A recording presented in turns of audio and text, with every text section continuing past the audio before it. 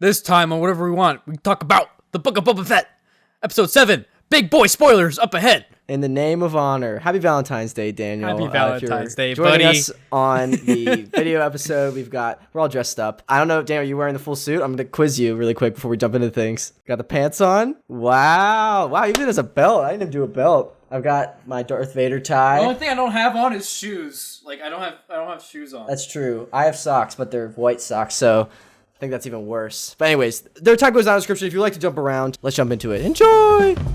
Welcome back to Wherever We Want, where we talk all media, movies, TV shows, video games, and beyond to give you the most interesting behind-the-scenes insights, filmmaking techniques, all that jazz, and more. If you're interested in working in media or just like talking about movies and video games, you're in the right place. Without further ado, let's jump into the show.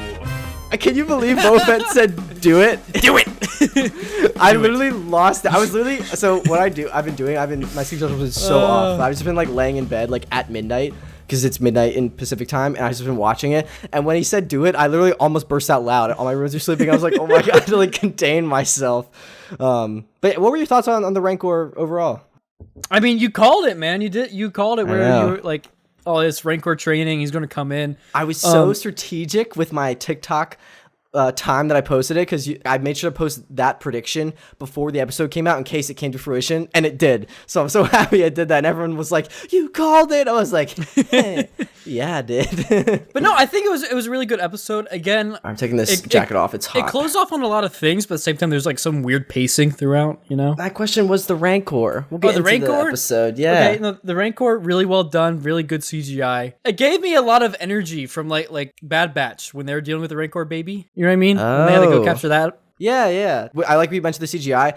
I think you could kind of tell when it was a puppet, and it was really good. I think there was a puppet there. It looked really good either way, but the puppet just felt so real. But I really liked the CGI of Boba riding the Rancor. Like his weight was really good, and that's really tough. Like I feel like it's easily can just turn into like ragdollness, and that kind of destroys the illusion. And I think they were really good about like kind of throwing him around, but he's not like woo like one of those spaghetti arm men. Him and Mando too. When Mando tried to take over, and the way that he was like thrown off, you like felt the momentum and like you said, like the weight of him. Like that was really well done. Definitely. Okay, now that we talked about that, now what are your overall thoughts on the episode and then the series as a whole? Okay, so again, the episode could have had some better pacing, but it was very good and concluding, and also paying homage to like a lot of other things for Star Wars fans. Homage. Homage. I don't know how to fucking say it. But no, like seriously, like most of us know about the behind the scenes thing where there's going to be the fight between like young Boba and Cad Bane and how he killed him back then, like when Clone Wars were still like finishing up. Yeah. But seeing it done now, but also with like, but they're old. Well, they're old. They're old, but there's also again connecting like key parts from the series. Like Boba was able to defeat Cad because of this time with the Tuskens. That was such a good callback, and I do want to get into that. But I do agree with you that like the pacing overall was a little weird, especially in this episode. Like I felt like it kind of got really repetitive with people just coming in to like save the day. Like Boba and Mando are pinned down, then the people of Freetown come, and then they're pinned down, and then the Power Ranger bike gang comes and saves the day, and then they're pinned down, and then Black Chrysanthemum kind of limps in out of nowhere, and then they're pinned down, and it just like kept going. I was like, oh my gosh, like can we get out of this? Like also, it kind of felt like so repetitive. It was always like, oh, there's going to be this war in Mos Espa, you know. It's like the Age of Ultron. It was like the weekend at Boba Fett's or something. Yeah, it felt like it was just like a small gang of people that was like, you know, instead of it being like the full area, like in like a battle. Right. It was just this one blown up like cafe cantina. Yeah, exactly. I don't want to crap on it too much. Like I did like the show a lot. Like it was really fun, and I like honestly wasn't sure what to expect from like a Book of Boba Fett, like the show, but it was definitely like a different story than I think what we've seen. Like imagine, I think honestly we're just so spoiled in today's age with streamers of like the amount of content coming out. Like I think if this came out like 10 years ago before everything, like everyone, like their minds would be blown. But like, I don't know. It's just interesting. There's so many things to consider, but I don't know. Again, in the series overall as a whole, I still am holding by the strong belief that they should have done it chronologically. Don't get me wrong. Yeah. I like the flashbacks and the way that they did them, but like at the same time, I feel like the biggest problem for the first half of the show for the series was us not understanding properly his motives. Cad Bane even brings that up. He's like, "What's your aim here?" And Boba's exactly. like, "I want to save the people," or like something. Like Cad Bane's also like, "Yo, what is up with you, man?" Yeah. One thing all right. So the thing I hated the most, which everyone's been crapping on social media, is that one guy doing the spin. Like he like has Chrysanthemum, then he does the spin move and then shoots like he's the modded like Power Ranger guy. Oh, do you remember that? Yeah, yeah. I know what you're talking about. Where like he has them and he's just like. He's like, all right, let me just 360 no scope. He's like flexing on the pikes there. Like, why, dude? Yeah, that was my least favorite part. I don't know. That's going back to what we were talking about with when we got the parkour expert on the show. It's like what is necessary for like a getting from point A to point B. That's not necessary. Like if he was like dodging like a bullet, he still wouldn't even have to do a spin. He could just move. Like, but, like there was nothing. Like it would make more sense like if the blaster was like on the ground or something, and he had to like go down and spin somehow, to, like pick it up. You know? Yeah. But like maybe that was. You know what? It's fine though. But also, I really didn't like that the Gamorrean guards just kind of died and that was it. Like they didn't get any recognition. Yeah, true. I was like, what the heck? Also, it's interesting. One of the Gamorrean guards was played by Dewey Franklin Trigg III. He goes by Frank Trigg, and he is a retired MMA fighter. So, where's his recognition? What the heck? How'd it feel falling off a cliff? Yeah, that wasn't your best sound. Yeah, no, it wasn't. I don't. What do they sound like again? What do the Gamorreans like sound pigs? Like? I can't. Like my ex-girlfriend. I'm just kidding. I'm kidding. Also, just interesting that I feel like Fennec. I didn't really think about this till after, but like Fennec didn't get like any play in this really, except like right at the end. But yeah. I think this could go into the theory we had a while ago that I think Fennec might become the mayor of Mos Espa now. Like now that the mayor's dead, who's going to take over? Like hopefully not the annoying like tailhead guy. I think the relationship with. Not relationship, but like how she, what was it, Pelimoto and him. Yeah. Yeah. But ooh, I like your tails. Those actors have actually worked together before on some other projects, so that's interesting. That's funny. But anyways, back to Fennec. Like I think back to the tank. I don't know. I think she could become mayor, and I think like again, Boba's teaching her how to lead with respect, and now she's kind of taking on her own leadership like roles, like kind of guiding the Power Ranger group, like the modded punk kids. So I think it would be cool for her arc. Like the next time we see her, she's like not really Boba Fett's like assistant or like main muscle. She's like doing her own thing. Yeah, they're working hand in hand with him as like the mayor kind of thing. Yeah, I can see that. Yeah, but back to like pet peeves. I also like those Scorpion like droids were cool, but I was so mad they kept shooting the ray shields. I was like, it's obviously not working. It's not working. like I was smarter when I was like 6 years old. My first idea was like, why don't you just walk into it, you know? But I'm like, oh, wait. Like, they kind of explain that well when he tried to, and you're like, oh, wait, he can't do it. Yeah, you know? but like with the shooting the ray shields, I figured that out quicker when I was like 6 years old playing Lego Star Wars with the droidicas. Like I learned you can't shoot them. You gotta like do the whole jump flip lightsaber crash thing. Down. That's how you do it. Come on, dude. We didn't Mando vote Mando with the dark saber to like. Why did he do that, dude? That actually makes so much sense. I feel like that would have honestly worked. Like, because he was trying to hit it and it wasn't working because he didn't have enough like force or weight to it. But if he was going like jetpack down in, dude, he would have been able to do that. Yeah, but it's interesting those Scorpion droids that were brought in. Those droids have been around for a while. The original concept art from Attack of the Clones 2002 included them. I was going to say, weren't they attacking the clones? Yeah. Well, they weren't in it, but they were in concept art. So this is the first time they actually like brought it in. So that's kind of cool. It's supposed to like based on droidicas. Scorpionic droids, I think they're called. They were kind of like a mix between the droidicas and like the big wheelie dudes. You know what I'm talking about? Yeah. What do you think's gonna happen with Boba now and all these like clans that like kind of betrayed him because he kind of came out on top? Like that's kind of gonna be awkward. Like, are they gonna? They tried to rebel against him and now he won. Well, Fennec killed all the leaders. Yeah, but what about all the people that rebelled? Like, I guess are the leaders the important people? They're like, we were just following them. Like, yeah, I think that's gonna. For simplicity's sake, I think that's how it's going to be. It's not going to be like some kind of like, you know, I don't mean to be ironic here, but like Star Wars epic tale where we're going into the big politics of it. You know, this is going to be, it's smaller scale. It's just like the city. And plus we also saw at the end there, like they're all like thanking him, right? Like all the people of the. That is true. We did, I guess, kind of get closure on that. Maybe what we're not seeing, like you keep panning over and like all the people that like attacked him were just like in cages, like war prisoner style. Just, that would be bad. No, they're inside the Rancor. Oh yeah. What did you think of like the Rancor like kind of going berserk at the end? I kind of feel like it was like tacked on. Yeah, it was a little bit. I feel like it wasn't necessary. Like I think after Cad Bane was killed, like that could have been, and like the leaders were killed and the Pikes retreated, that could have been it. But we did though get the amazing moment of Grogu like cuddling up next to it, so like I can't be too mad. It was also just nice seeing Grogu come back. Well, okay, Grogu coming back, and then also the end scene where he's like, "No, I'm not doing it again." Okay, one more time.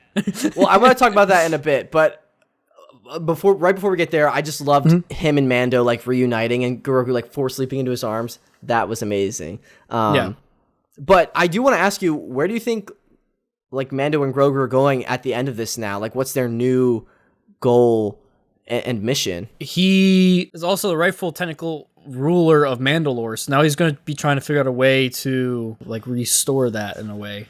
He's going to try to avoid combat as much as he can. He's a pacifist now. No, it's just going to be like he doesn't want to put Grogu in harm's way. Right, yeah, that's another thing I think it was key. Like when Mando was like agreeing to like go like die here with Boba, he didn't know that like Mando or that Grogu, he was never going to see him again, he thought, and then he was like disowned from like the Death Watch, like his like tribe, so he had like nothing left to live for. So it makes sense where he was just like, I'm with you to the end, like I will die now. Yeah, it's crazy to think about. Like he was just like willing to give it all.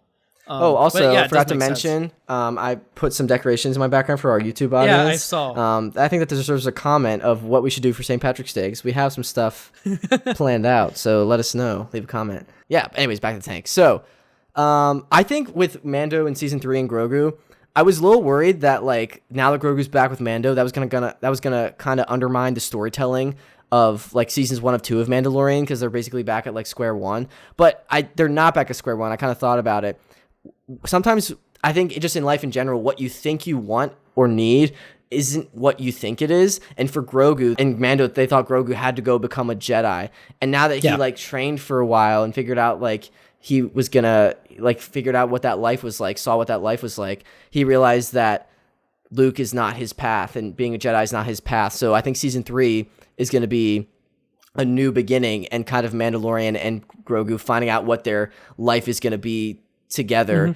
It's instead of like figuring out how to get Grogu to a Jedi. So I think it's going to be a whole new trajectory, which is really exciting. I'm excited to see where they go with it. I totally agree. It's going to be figuring out how their relationship is going to be able to grow as well. You know, like it's going to also develop that relationship even further, beyond what we've already seen seasons 1 and 2, you know, which is going to be awesome. Yeah. But I also think that Mando season 3 is going to be heavily impacted by the events of the book of Boba Fett, because I think we've been seeing spice pop up a lot in the past few years in Star Wars. I mean, like we saw it in Dune too, but like I think like we saw it in kind of being explored in Solo with like the Kessel Run, and then like the Martez sisters clone arc, and then this, like we're seeing spice, and I think we're kind of being subconsciously like fed the information that like spice is what runs the economy in Star Wars, especially for like a lot of the like kind of black market deal stuff. Like I think that's what kept the Hutts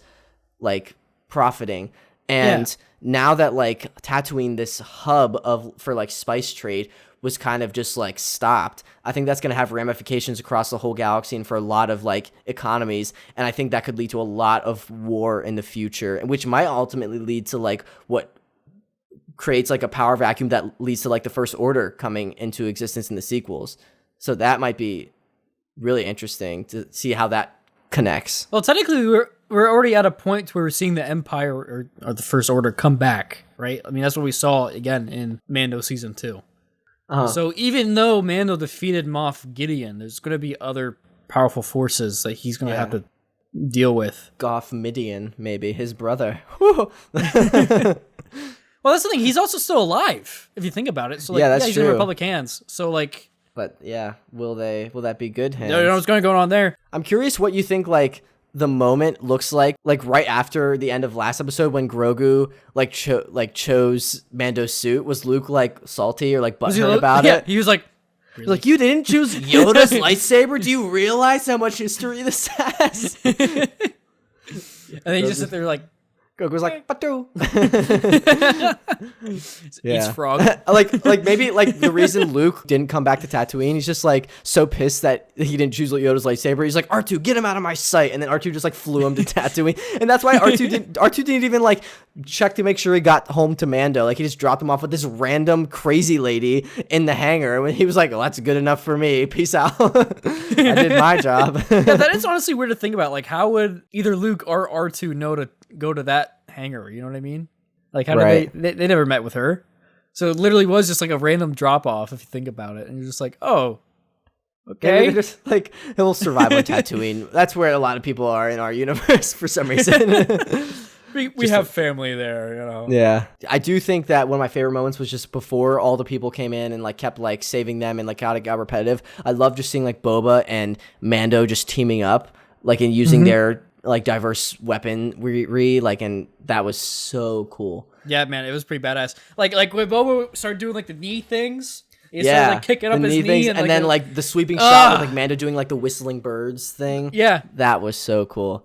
But like you were alluding to earlier, I really like the payoff of Boba taking out Cad Bane with his like Tusken training, and because it makes sense, like we're taught that like Bane is a better fighter, like traditionally with like gun warfare, blasters and blaster fights in blaster battles, and so to get an advantage, Boba had to throw him off with like this kind of like Tusken like guerrilla warfare style that's like completely different, and it's just such a good payoff that like his time with his tribe, like he even said like that's so symbolic. Like he was like, you got to look out for yourself, and then Boba like realized like he's part of a tribe, and that brings back his memory and like is what leads him to defeat.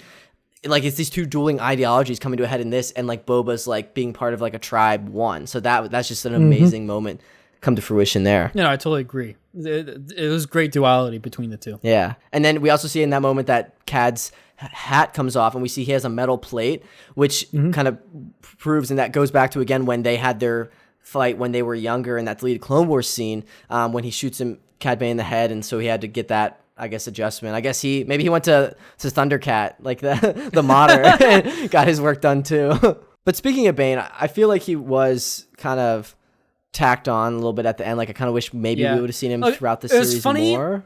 I was watching our TikToks and we were talking about Black Chrysanthemum and like, oh, they wouldn't just use a whatever. Yeah, I got ridiculed on TikTok because I said Black Chrysanthemum and everyone thought I said Black Chris Hansen or something like that. But Black Chrysanthemum is the name. Black Chris Hansen. We're going with that. Black Chris Hansen. No, Black Chrysanthemum, the Wookiee. Wookiee. No, okay, done with memes. Back to the tank. We were talking about the TikToks before, or you made a TikTok about it where we were talking about on the podcast. They wouldn't use like a costume just for like 2 episodes, you know, we're gonna see him again. And then they did it with Bane. Like they just use him for like the last 2 episodes. That's true. Maybe that means we'll see him like a prequel show or something. I don't know. That'd be cool. Maybe in Kenobi or something, which got a release date. I want to talk about all the upcoming shows in a bit. You saw the CGI updates that people did in like a couple days of like Cad Bane.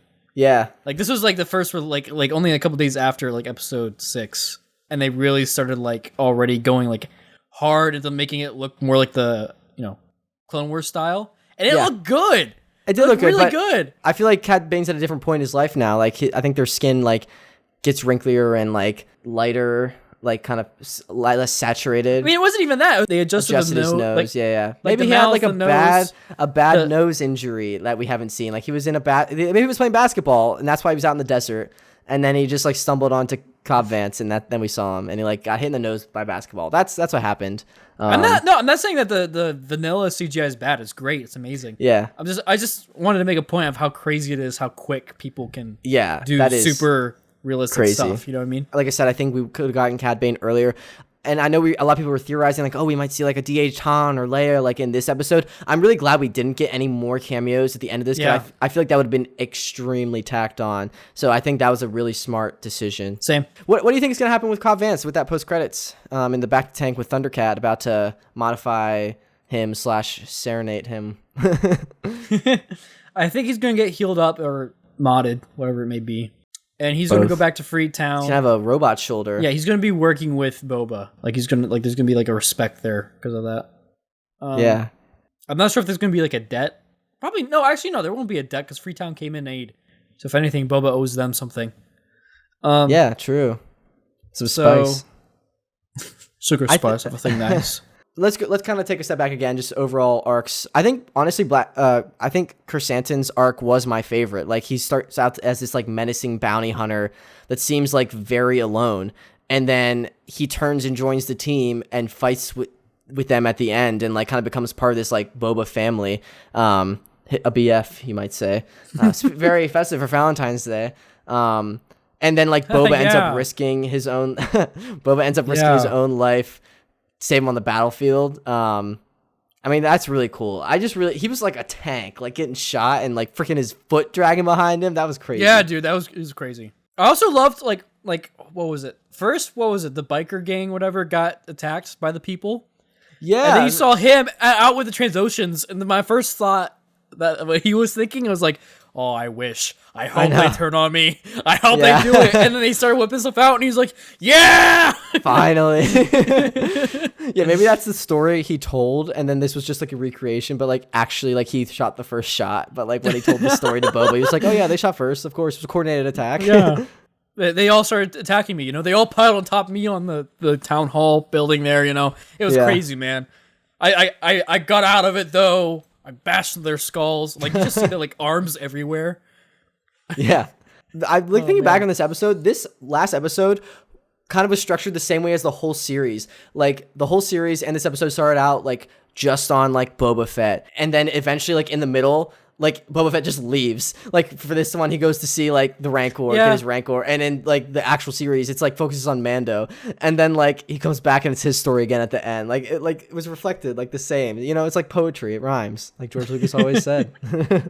Yeah. Do you think we'll see a season 2? I don't know. Now that we like know where his standing is, and it'd be cool to see how things progress on Tatooine and yada yada. But again, I feel like I don't know because I don't know how well it was received. Again, because of the way it was delivered. I think this was an experiment. Like, I feel like... Yeah, it definitely was. Like, Mandalorian was very much just like a traditional, like, cool, like, TV show, like, contained story. And now, I think it's introducing us to, like, a greater Star Wars universe, and it's kind of being like, oh, look, these players can, like, jump in and out of each other's stories. And I think they were kind of figuring that out, which is still really cool that can happen. I don't think every story has to be, like, it's all contained, like everything. I think it was interesting that we got to see this. We're just figuring it out, and I hope they don't like take this and like not experiment anymore because of it. Like I want to see more experiments. Yeah, no, same. I want them to try to branch out more, do different things. Yeah. But speaking of that, let's talk about what's coming next in the world of Star Wars. So Kenobi series announced May 25th, which is actually I think like it's like some anniversary of like the release of like Star Wars, like hold on, let me double check that. What do you think of Kenobi? Are you excited for it? Yeah. Who would it be? Seeing Space Jesus again? Like, come on. Oh yeah. So actually, okay. So it's releasing on May 25th, which is the 45th anniversary of A New Hope coming back. That's crazy. I remember when the 40th anniversary happened. I'm getting old now. I mean, I guess I'm not as old as like when it came out. Wait, what anniversary is it? 45th. 45 years since New Hope came out. God, we are getting old. Jesus. I mean, not as old as like the people that made it, I guess, but anyways. I know, but like still, like, it's just weird to think about. Like we've grown up like with these stories and like these movies, you know, and just seeing it progress. Not only with like how it's progressed just story wise, but also just technology and how the technology is so sick. You know, you want to get on a virtual production stage, but anyways, I'm a little worried. I'm a little worried about Kenobi because I feel like it's gonna be a lot of like meditating on Tatooine. I have heard recently some rumors that like it might take go off world and like Kenobi kind of going to other planets, and like I think there's rumors of like a Darth Vader battle with him. So I'm just worried it's gonna be too much Tatooine because I don't want to get Tatooine overload because we just had like this whole series of Tatooine, you know. I feel like there will be a little bit of time between. What they need to do is they need to have it be again, like more spiritual side to Obi-Wan, like when he's talking like Qui-Gon and stuff in the desert. Yeah, that would be so sick. I wonder if Liam Neeson's in this. There needs to be experiences of like when Luke was in Dagobah, like when he went to the cave and it was like that. Like he wasn't really fighting Darth Vader, but like he, like he was going through like that whole Force. It was experience. taller Luke, remember? Yeah, bigger Luke theory or whatever. But no, there needs to be experiences like that. I feel like that's really what's going to make Kenobi stand out and be different. And having with Mando and Book of Boba Fett, we've seen like a lot of connections when it comes to the gunslinger side of Star Wars, right? Going back to Kenobi, it's going to be nice getting back to like the Force and the Jedi. Yeah, that's something that's not the sequels. Also, well, not even the Jedi. Like the Force. Like the reason I say not just the Jedi is because Obi-Wan's going to be at a point to where like yes, he's still a Jedi, but like he's at a point of reflection, right? Where he's observing not only the things that they did right with the Order, but also the things that they did wrong. Destroyed and like failed, like that he failed Anakin. So I'm interested to see like how that goes. And I think it's interesting also because I feel like I saw some like fan mini film, like it was like a TikTok, it was like a couple minutes, but like I think it was interesting, like it was Anakin like right after Ahsoka left the Order and just kind of him like talking to Obi-Wan being like, I feel like I failed her, like I'm such a failure, like I can't sleep, like they were like on watch at some mission and Obi-Wan was like, you should try to get some sleep, like, and then Anakin, I know what you're talking about. Yeah, and Anakin was like, how would you feel if like this happened, like I left and failed you? And Obi-Wan was like, well, I won't have to worry about that. So like we get to see how he worries about that, and it's that's just I feel like that clip was originally a deleted scene that they were going to add, and then I think they like redid it in like Unreal or something like that. Yeah, and then the fan redid it on Unreal. It was pretty cool. But anyways, so that's happening. We got a lot of other things actually happening too. Like Bad Batch season 2 is like rumored to come out like spring 2022. So like that might be before Kenobi actually, but we haven't heard any announcements, so I'm not really sure. We've also got Andor, the Andor series. Yeah, that's going to be sweet. Cassian Andor. That's supposed to be 2022 as well. I guess later, probably after Kenobi. I'm excited for that. Yeah, and then there's also a bunch of series that are like to be announced, like when they are releasing. There's Mando season 3, of course, and the Ahsoka series, which again I'm really interested in exploring. The Lando series, and then there's one that I'm actually really interested in.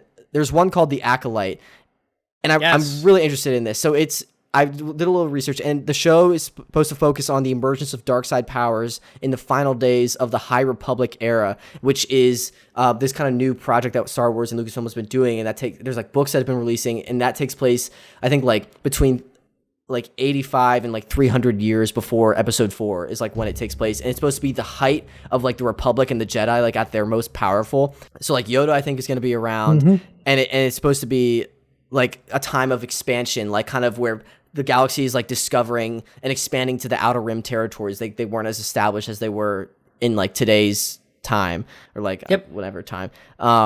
So I just think that's really interesting. The world building we're going to get there, like people exploring new planets and like the golden age of the Jedi. Like I think that's something really interesting. It's really, really cool to see like planets like Tatooine where they'd be totally different. Maybe we'll see like, Tatooine would be green. Yeah, we'll see Tatooine like the Tuscans talked about, like when it was like oceans and like lush landscapes. That would be really interesting if we saw that. But yeah, so that's the Acolyte. I'm really excited for that. But yeah, also Rangers of the New Republic, which I think was canceled, was another thing on that list. But wait, really? It was canceled? I believe so. Oh, I don't know, but so I'm excited for all these Star Wars things coming, but I don't want to get too much overload with Star Wars. Like I feel like what I like about the Star Wars shows right now is that they're like less frequent than the Marvel shows, so it's kind of like a nice treat when one comes out, you know? Which I think was partly because of COVID, that like things got slowed down, but I want quality over quantity, you know? You don't want to spread Filoni too thin. Yeah, no, I feel that. Like that's the thing with Marvel. Like again, we were talking about this before, where it's like it's getting really saturated, which isn't a bad thing, but it is making it like you're waiting for like specific things to come out then, or you're waiting for like you're not excited for it like each and every one, which is kind of sad if you think about it. Yeah, but I don't know. It's interesting though. Yeah, those are pretty much upcoming shows. Was there anything else you wanted to talk about with Star Wars in general before we jump into the next segment? No, I think that's pretty much it. All right, you ready for our next segment? Totally Tubular Trivia Tidbits, or TTTT for short. Sure. This is our segment, in case people don't know, that we just talk about a movie or TV or media fact that we find interesting, and you may or may not know it, and it can be any piece of media, not what we're talking about this week. So, did you know that Disney decided to buy Pixar because of a parade? No? What? I was reading this book, Bob Iger's autobiography. So Bob Iger, the CEO of Disney back in like early 2000s up until like 2 years ago, he was at a parade in the Disney park in Hong Kong, and he saw that like in like the early 2000s, before Pixar and Disney were like one. And he saw that most of the characters that were in the parade from the last like 10 or 15 years were Pixar characters. There were like none from like any of the modern like Disney movies, and Disney movies, animated movies have been kind of like flopping. And so he recognized that like, man, like Pixar, who they had been partnering with, but they didn't own them. They were like, Pixar like knows what they're doing. They have a good company. And so he went to like Steve Jobs and the heads of Pixar, and they negotiated a deal. Because actually like, the previous CEO of Disney, when they started the Pixar Disney deal, like Michael Eisner, like really didn't have a good relationship with like Steve Jobs. So until like Bob Iger took over, there was like no talks of like ever merging. But yeah, but can you even name like a Disney film after Lion King, like before Pixar was bought by Disney? No, I think you have a good point there. Exactly. Emperor's New Groove was one. That was one that people did like. Oh yeah, I love that one though. Yeah. I know people didn't like it, but I loved it. It was great. No, people did like it. I'm saying that's like one. I think there was like Treasure. I don't know if is Treasure Island. Was Treasure that one? Planet? Treasure Planet something? I don't exactly. See our point. But yeah, then Disney bought Pixar in 2006, and the rest is history. Are you ready for patron shout-outs? Yeah, hit me with them. Cue the epic Star Wars music. Boosh, we got patron Lori, Frank, Rick, Lisa, Evan, Tony. Thank you so much for pledging the tier. We get you the shout out if you would like to support us over on Patreon. The link is down in the description. You get the audio episode early, special benefits, cool perks, all that jazz, and more. Thank you so much to our patron supporters. If you would like to, head on over to Apple Podcasts and leave a review, or head on over to YouTube and leave a comment. We will shout them out in this section now. We don't have any new comments on YouTube, which is totally fine, totally tubular. I'm going to double check Apple Podcasts right now. We don't have any new ones, which is totally fine, totally cool. But yeah, so ready for the introduction. Yep, tell me when. When we just talked about what we want to talk about, and now we're done. Blah. Thank you so much for listening. Really, seriously, genuinely appreciate it. So yeah, this is our last like kind of version of this version of the show, I guess. End of like phase 1 or 2, whatever the heck phase you want to call this of the show. Crazy to think about. Yeah, it's been a wild ride. We're not like done. Like next week we have an interview lined up that we're releasing that we've already recorded, and we're gonna kind of dive more into like specific jobs in the entertainment industry. We appreciate your patience during this transition, and thanks for the support. We'll be back then. Goodbye. Bye. It's also not our last Valentine's Day alone. What? Or first, I don't know. Well, it's not our last. Yeah, what the heck? In other words, we're lonely. I'm lonely. How do I stop? Stop.